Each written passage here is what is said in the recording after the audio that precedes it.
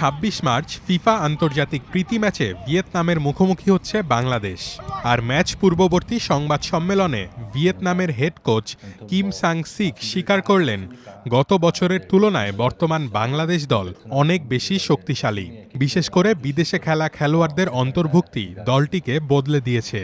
England থেকে দলে যোগ দেওয়া হামজা চৌধুরীকে নিয়ে তো রীতিমতো গবেষণা শুরু করেছে স্বাগতিকরা। কোচ কিম বলেন, হামজার শক্তির জায়গাগুলো মোকাবিলা করতে তার খেলার ভিডিও বিশ্লেষণ করা হচ্ছে।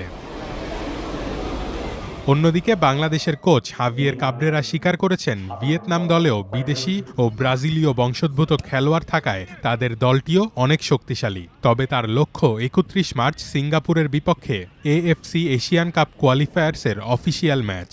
তাই ভিয়েতনামের মতো শক্তিশালী দলের বিপক্ষে এই ম্যাচটি প্রস্তুতির জন্য খুবই গুরুত্বপূর্ণ। হামজা চৌধুরীকে নিয়ে কাবরেরা জানান, ভিয়েতনামে পৌঁছানোর পর হামজা ভালো অবস্থায় আছেন।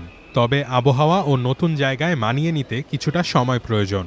ফলে তার অবস্থা পর্যবেক্ষণ করে ম্যাচে খেলার সিদ্ধান্ত নেওয়া হবে।